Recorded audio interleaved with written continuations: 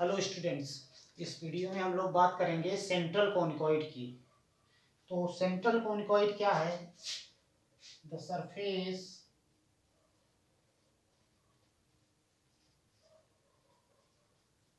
Represented by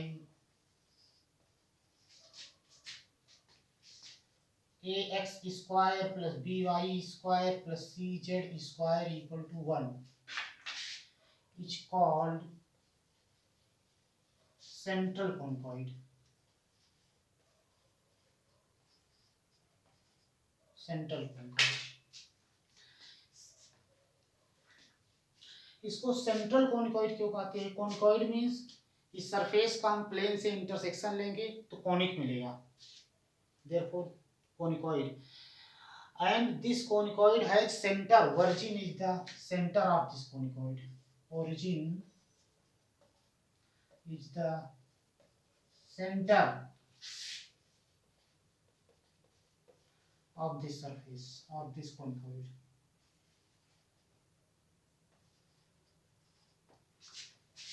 So this conicoid has a center, therefore this is called central conicoid.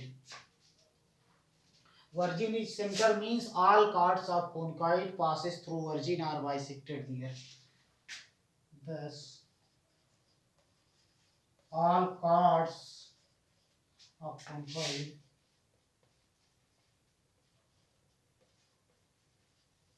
passes through origin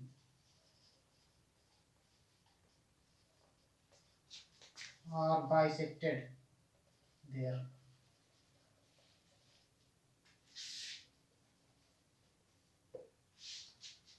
इसलिए origin is the centre of this conicoid की origin से पास होने वाली सभी card virgin पर bisect हो जाती हैं।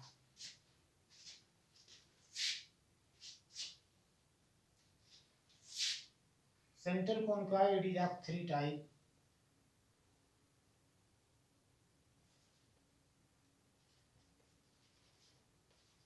सेंट्रल कोनिकॉइड और of three type.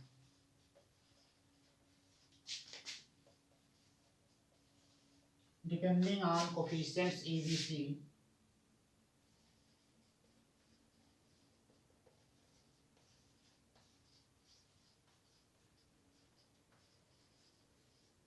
ABC. If all coefficients A, B, and C are positive, then central conoid is known as ellipsoid. If all of them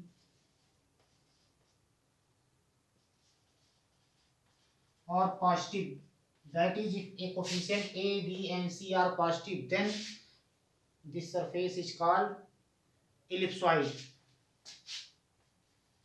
Then surface 1, a central conoid, is called ellipsoid.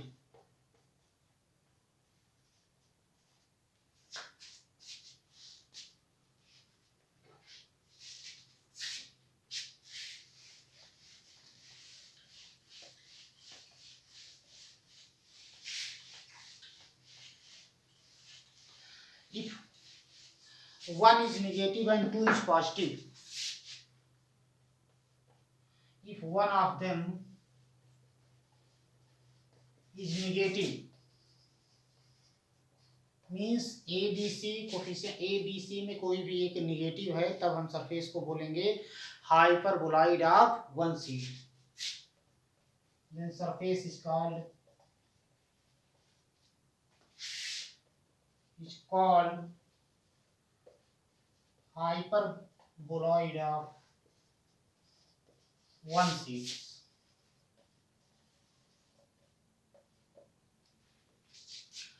And if two of them is negative, अगर ए b c में दो coefficient negative हैं और एक positive है, तब हम surface को बोलेंगे hyperboloid of two sheets. If two of them are negative,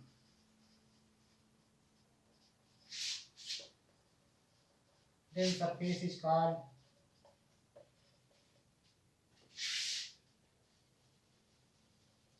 hyperboloid of two seeds.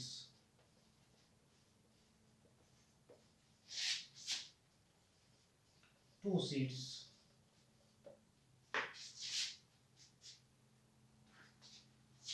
Now ellipsoid. Ellipsoid के केस में क्या है? If all the coefficient A, B, C are positive, then central conicoid is called ellipsoid. तो हम यहाँ पर लिखेंगे standard equation of ellipsoid. Standard equation of ellipsoid is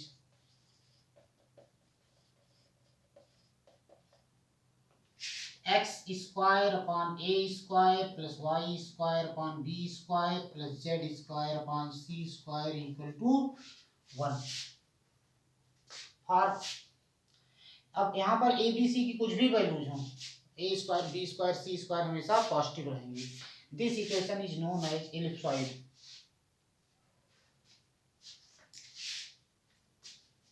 section of this ellipsoid by a plane parallel to xy plane. अब इसका हम section देखेंगे कि किसी प्लेन से अगर इस सरफेस का सेक्शन लेंगे तो हमको क्या मिलेगा. तो section of this ellipsoid, section of this ellipsoid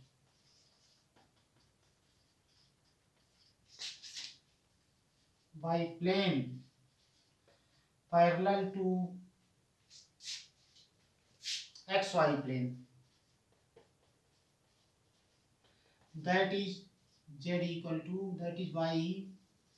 xy plane का इक्वेशन क्या होगा? z equal to 0. और z equal to 0 प्लेन के पैरेलल किसी प्लेन का इक्वेशन क्या होगा? z equal to k. Parallel planes are differ by only constant. Parallel plane के इक्वेशन में केवल कांस्टेंट का डिफरेंस होता है. तो xy प्लेन के पैरेलल प्लेन का इक्वेशन क्या होगा? This is symbol of parallel by plane parallel to xy plane, that is by plane z equal to k. तो अब अगर इस plane z equal to k से हमको इस ellipsoid का सेक्शन लेना है तो क्या आएगा? तो सेक्शन इज गिवन बाय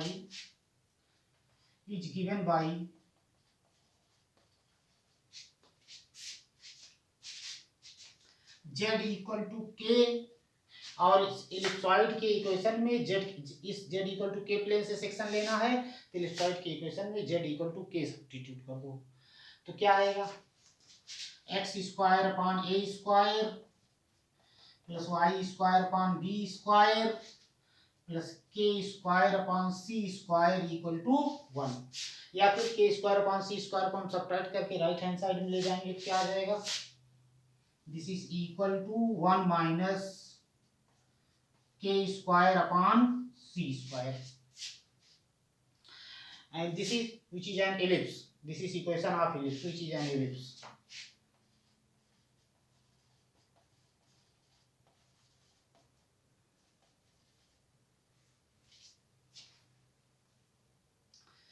तो किसी प्लेन xy प्लेन के पैरेलल किसी प्लेन से अगर हम इसका सेक्शन लेंगे इस इलिप्सॉइड का तो क्या मिल रहा है हमको? इलिप्स मिल रहा है. अब लेकिन ये इक्वेशन इलिप्स कब रिप्रेजेंट करेगा? when k square upon c square is less then 1. क्योंकि अगर k स्क्वायर अपॉन c स्क्वायर की वैल्यू ग्रेटर देन 1 हो जाए तो यहाँ राइट हैंड साइड में नेगेटिव आ जाएगा और लेफ्ट हैंड साइड हमेशा पॉजिटिव होगा. एक्स वाई की कुछ भी वैल्यू रहे, left hand side is positive and right hand side is negative. So which is an ellipse provided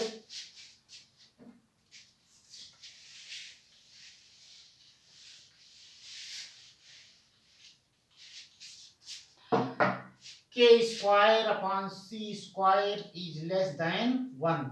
That is k square is less than, numerically less than c square. और minus c is less than k is less than c. k square is less than c स्क्वायर means k की value अगर minus c से plus c के बीच में है तब तो इस plane z equal to k से इसको हम इस इलिप्सॉइड का सेक्शन लेंगे तो इलिप्स मिलेगा. और अगर k स्क्वायर अपॉन c स्क्वायर की वैल्यू ग्रेटर देन 1 हो जाए, less than or equal to, अगर इक्वल टू हो 1 हो गई तो this is equal to 0. Point ellipsoid मिलेगा हमको. Point ellipse is less than or equal to.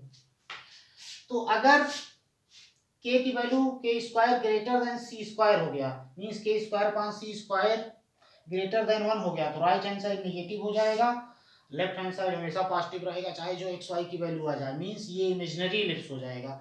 इसका मतलब क्या है, सपोज हम बनाते हैं, suppose this is Z axis,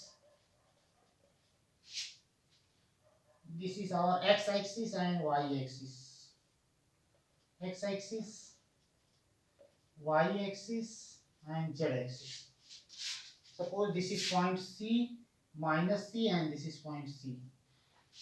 x y plane के पैरेलल कोई प्लेन लेंगे और उससे हम सेक्शन लेंगे, तो अगर के की वैल्यू सी से बड़ी है तो सेक्शन नहीं मिलेगा, मतलब इस एलिप्सॉइड का कोई भी पोर्शन जेड डायरेक्शन में सी के ऊपर कोई भी पोर्शन नहीं है, क्योंकि अगर Z equal to k plane से सेक्शन ले रहे हैं और के की वैल्यू सी से बड़ी है तो कोई सेक्शन नहीं मिलेगा, सेक्शन इज एम्प्टी। और अगर के की वैल्यू माइनस सी से स्मॉलर है के, तब भी कोई सेक्शन नहीं मिलेगा, मींस जेड डायरेक्शन में एलिप्सॉइड सी और माइनस सी पॉइंट से बाउंडेड है। तो अब एलिप्सॉइड का फिगर कैसे बनेगा,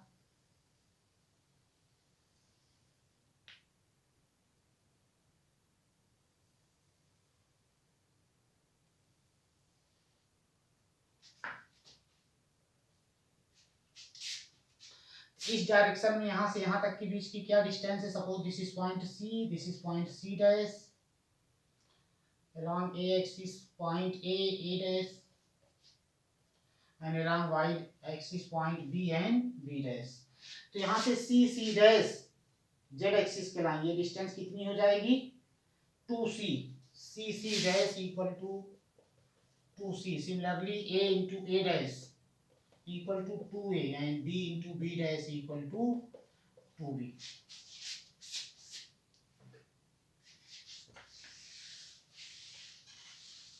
इसी तरीके से plane parallel to y Z plane, plane parallel to x y plane, हम इसका इस सेक्शन लेंगे इस इलिप्सॉइड का, तो हमको इलिप्स मिलेगा। नेक्स्ट है हमारा hyperboloid of one sheet, hyperboloid of one sheet. इसका स्टैंडर्ड इक्वेशन क्या होगा, standard equation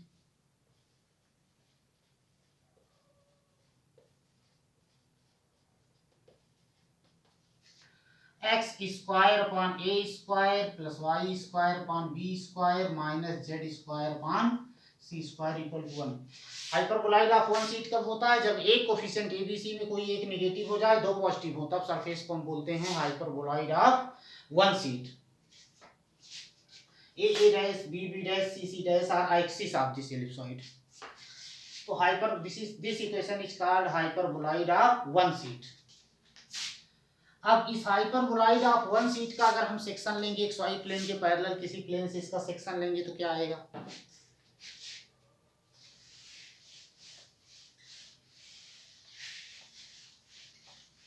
section by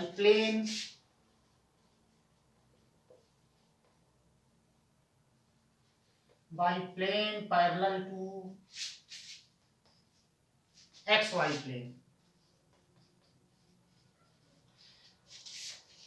xy plane, that is plane z equal to k is given by।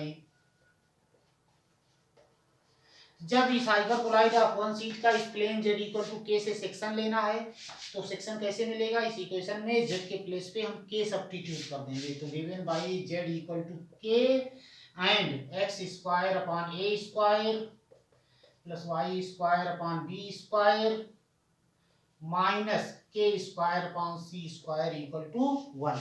या इस टर्म को हम सब्ट्रैक्ट करके राइट हैंड साइड में ले जाएंगे, क्या आ जाएगा, this is equal to 1 plus k square upon c square which is an ellipse.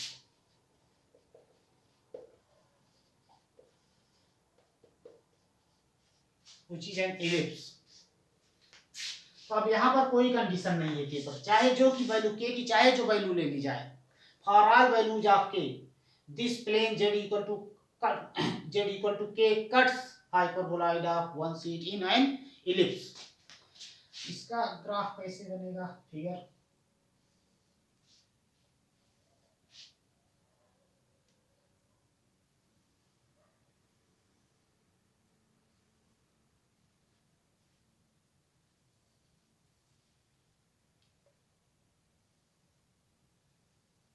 therefore this is x axis and this is y axis, z axis.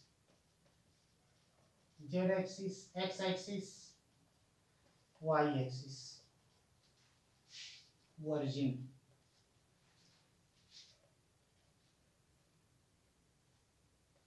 A dash, B dash,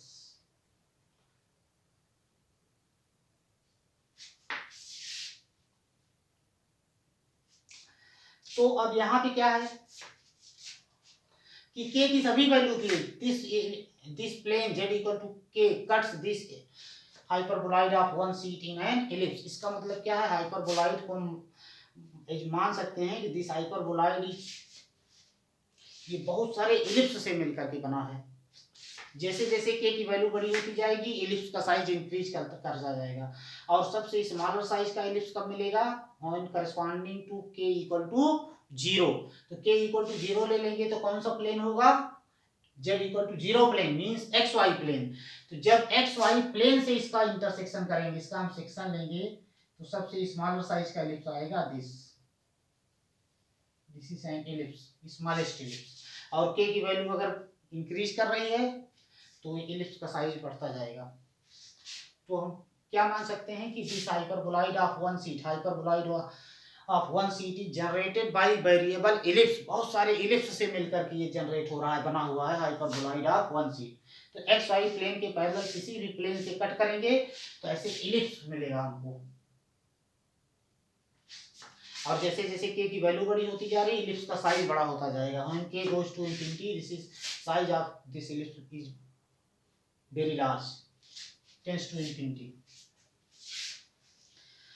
next है इसका, अगर हम किसी plane y Z plane के parallel किसी plane से section ले लेते क्या आएगा।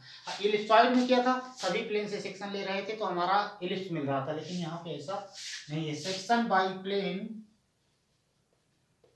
Section by plane parallel to y Z plane, y Z plane, y Z plane का इक्वेशन क्या होगा, वाई जेड प्लेन का इक्वेशन है x equal to 0 and x equal to 0 plane के पैरेलल किसी प्लेन का इक्वेशन क्या होगा, parallel plane are differ by only constant. तो कोई प्लेन है x इक्वल टू 0 प्लेन के पैरेलल है तो उसमें केवल कांस्टेंट का डिफरेंस होगा, तो उसका इक्वेशन होगा x equal to k, that is by plane x equal to k।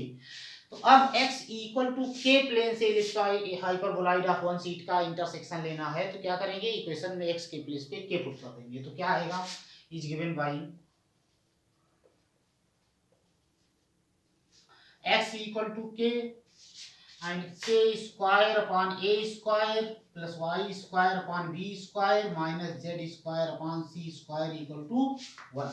या इस टर्म को हम सब्ट्रैक्ट करके इधर ले जाएंगे तो क्या आ जाएगा, r x equal to k and y square upon b square minus z square upon c square equal to 1 minus k square upon a square which is an hyperbola.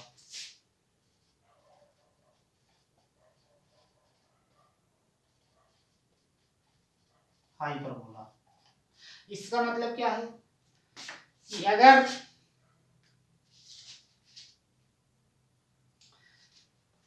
Y Z plane के parallel किसी plane से इसको हम cut कर रहे हैं तो y Z plane के पैरेलल इस हाइपरबोलॉइड ऑफ वन पैरेलल किसी प्लेन से इस हाइपरबोलॉइड ऑफ वन शीट का हम सेक्शन लेंगे तो हमको क्या मिलेगा, हमको ऐसे हाइपरबोलाज मिलेंगे, हाइपरबोला में कट करेगा। तो इसका मतलब क्या है, the hyperboloid of one sheet is generated by variable हाइपरबोलाज।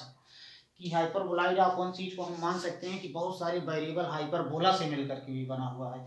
This is hyperboloid of one sheet. Next है हाइपरबोलॉइड ऑफ टू शीट्स। तो हाइपरबोलॉइड ऑफ टू शीट में क्या है,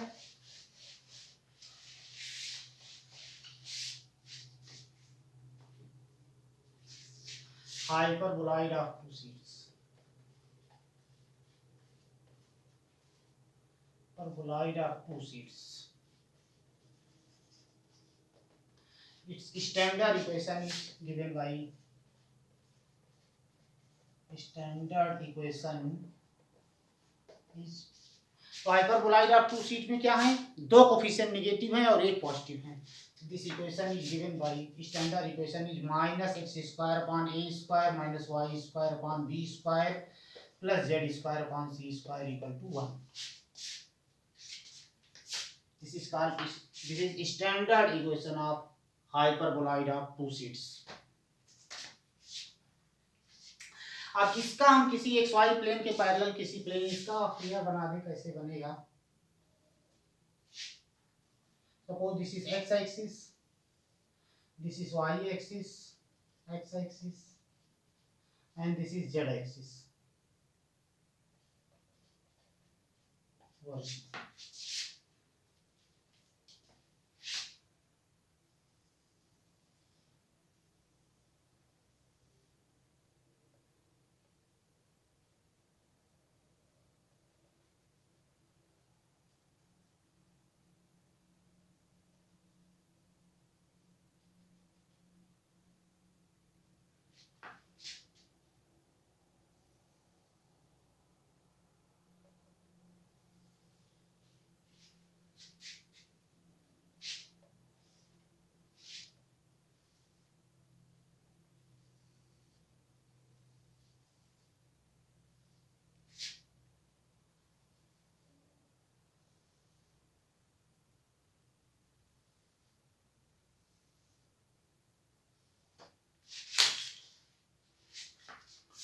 तो अब इस हाइपरबोलॉइड ऑफ टू सीट का हम किसी एक्स वाई प्लेन के पैरेलल किसी प्लेन से इंटरसेक्शन लेंगे तो क्या आएगा, सी माइनस सी। तो section by plane parallel to x y plane,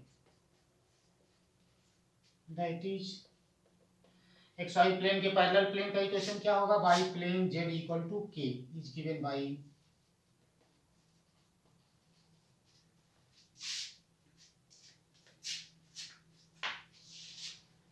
क्या आएगा।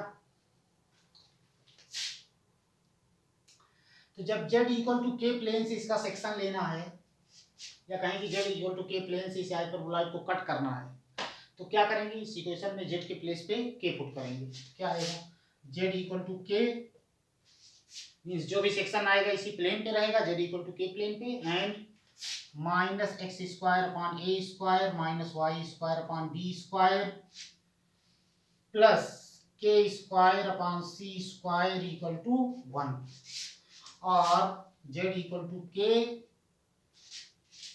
Minus x square upon a square minus y square upon b square equal to 1 minus k square upon c square. Minus से हम multiply कर देंगे तो ये दोनों प्लस हो जाएंगे और ये प्लस हो जाएगा, ये माइनस हो जाएगा, तो ये हो जाएगा x square upon a square plus y square upon b square equal to k square upon c square minus 1। अब क्या है, this is an ellipse which is an ellipse.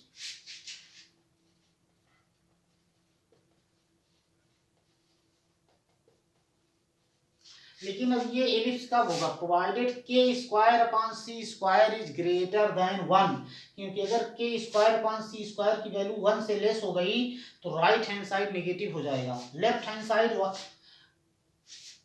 X और वाई की सभी वैल्यूज के लिए लेफ्ट हैंड साइड हमेशा positive है,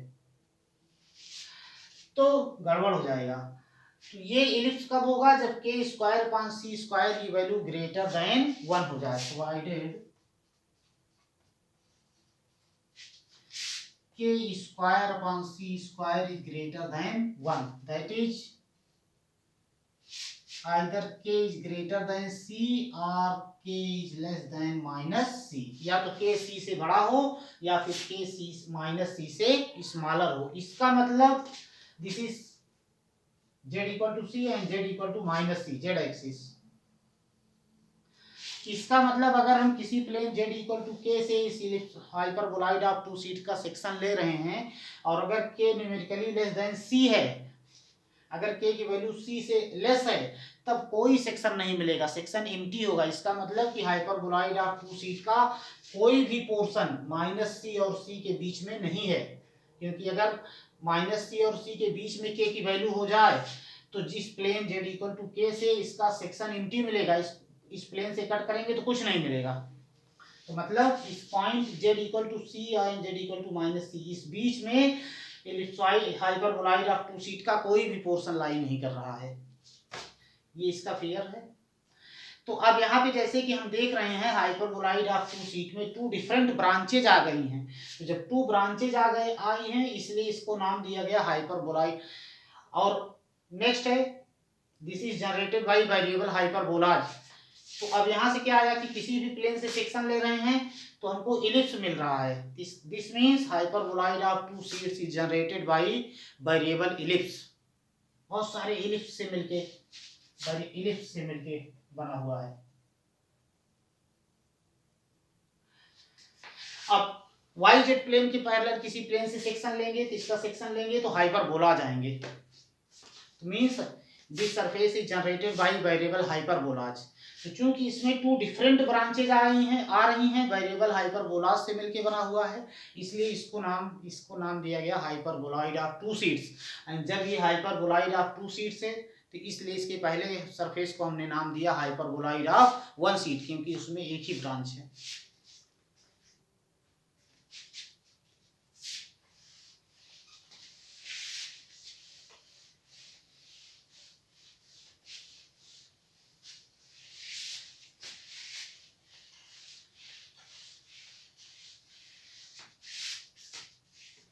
नेक्स्ट है हमारा principal axis and principal planes.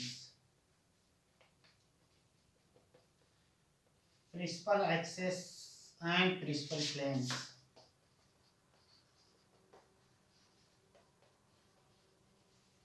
Principal planes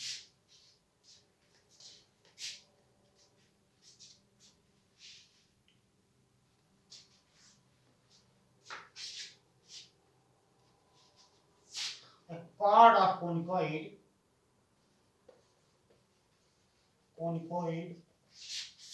ax square plus by square plus cz square equal to 1. This is called standard equation of central conicoid. Passing through center, इस conicoid का center भी हमने बताया, origin is the center of this conicoid. Chord of conicoid passing through center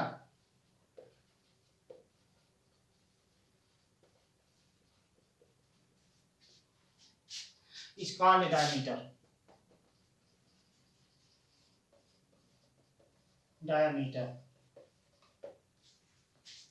centre से पास होने वाली card को हम क्या बोलते हैं? Diameter.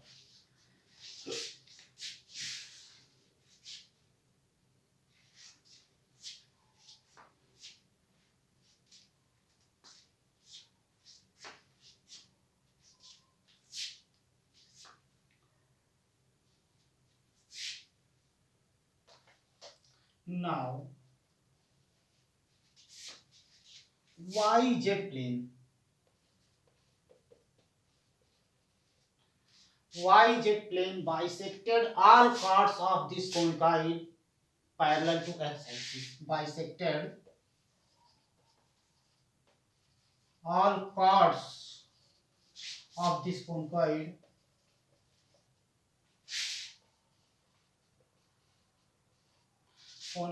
parallel to x-axis. So YZ is a diametral plane of this central conicoid. So YZ plane is a diametral plane.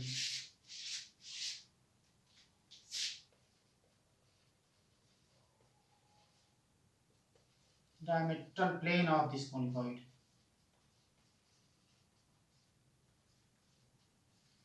Similarly, XY plane bisected all chord of this conicoid parallel to z-axis. Similarly, XY plane and ZX plane are also diametral planes. Similarly,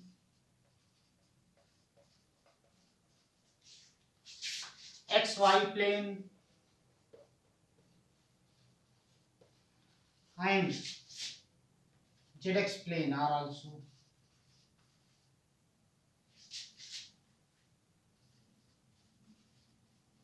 diametral plane.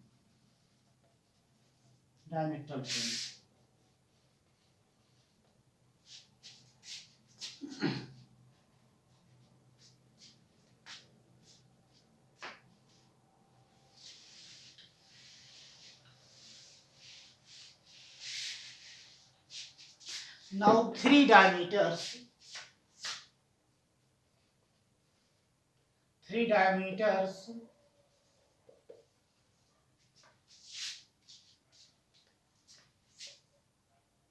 Suppose this is conicoid, three diameters.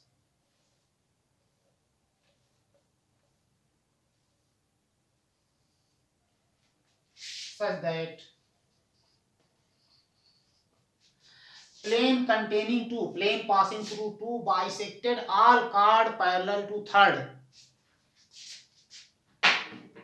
Three diameters such that plane containing two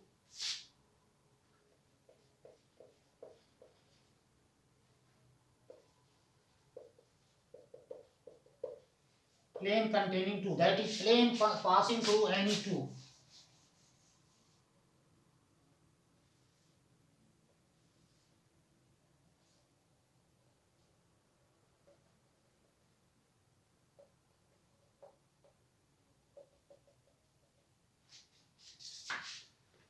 Plane containing two bisected all chords parallel to third.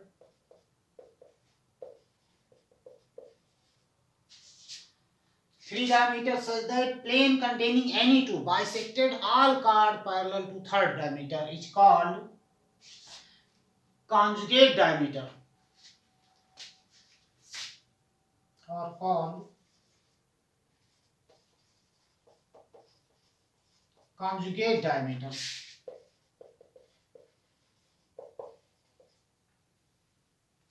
Conjugate diameters. If conjugate diameters are mutually perpendicular, mutually right angle, then three conjugate diameters are called principal axis of this conicoid. If three conjugate diameters